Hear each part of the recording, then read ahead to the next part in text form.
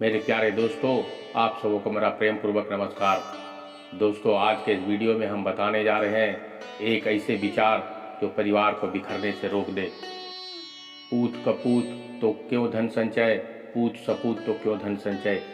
जब बात वसीयत की आती है तो सर्वप्रथम यही बात आती है कि किस बेटे को ज़्यादा मिला और किसको कम। फिर पड़ोसी तो आग लगाने के लिए काफ़ी है।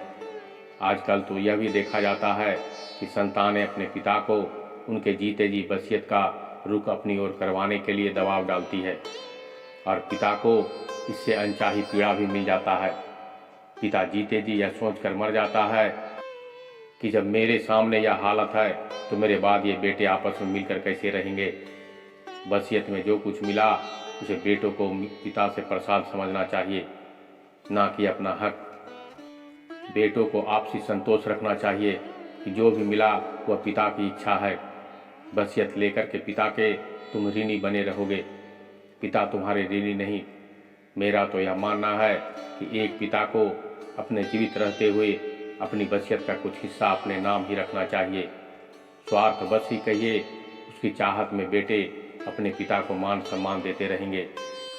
इस बात का जिक्र प्रसिद्ध रेमंड कपड़े की कंपनी के मालिक ने किया है कि उसने अपनी सारी संपत्ति अपने जीते जी अपने बेटे के नाम कर दी और उसने उन्हें सड़क पर लाकर खड़ा कर दिया, जिसके चलते वह दाने दाने को मोहताज हो गए। अरबों खरबों की संपत्ति होने के बावजूद भी बड़े बड़े राजघरानों में वसीयत के चलते बेमने से देखा गया है। आज समस्या है कि पिता की संपत्ति का सही बंटवारा नहीं होने के कारण भाई भाई का दुश्मन बन जाता है। दुश्मनी इतनी बढ़ जाती है कि भाई भाई एक दूसरे का चेहरा भी देखना पसंद नहीं करते। मैं यह पूछना चाहता हूँ कि क्या इसका दोष पिता को लगेगा? ऐसी व्यवस्था में पिता का क्या रोल होना चाहिए? मुझे कमेंट में ज़रूर बताने का कष्ट कीजिएगा। यह बड़ी मुश्किल है। संपत्ति के पीछे भाई भाई से लड़ता है। ऐसी लड़ाई उनके यहाँ ज़्यादा देखने को मिलती है जिनके पास अपार संपत्ति है। जिनके पास पैसा कम होता है उनमें ऐसी लड़ाई सुनने की बात कम आती है। इसमें मैं संतान को दोषी नहीं मानता और संतान से ज़्यादा दोषी माँ बाप को मानता हूँ। माँ बाप को अपनी संपत्ति को इस तरीके से विभाजित करना चाहिए कि उनके जाने के बाद झगड़े का सवाल ही न हो, और अपने बच्चों के लिए संपत्ति देने के साथ साथ यदि संस्कृति सौंपी हो तो बच्चे आपस में झगड़ा नहीं करेंगे। जो माँ बाप अपने बच्चों को प्यार मोहब्बत की बात सिखाते हैं, बंधुत्व के महत्व को बताते हैं, उनकी संतान कभी आपस में बिछड़ते नहीं। उदाहरण के तौर पर मैं 2 उदाहरण देने जा रहा हूँ, आपके सामने प्रस्तुत करना चाहता हूँ। एक वो जिसके पिता ने अपने बच्चों को शुरू से खूब अच्छे संस्कार दिए और संस्कार देने के बाद 7 बेटे उनके थे। एक बेटा कुंवारा था। 7 को अलग अलग संपत्ति बांट दी। अपनी संपत्ति रखी और अपनी संपत्ति रखने के साथ अपनी पत्नी की संपत्ति के नाम एक वसीयत तैयार की और उस वसीयत में उन्होंने तय कर दिया कि हमारे बाद हमारे बच्चे को क्या करना है। उस संपत्ति में 2 बेटों का कुछ शेयर भी था।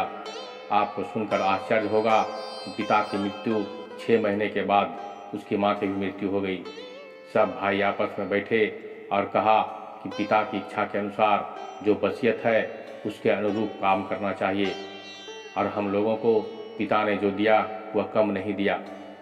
बड़े भैया, आपके लिए पिता ने जो रखा है एक मकान है, यह आपका है, आपको स्वीकार करना चाहिए।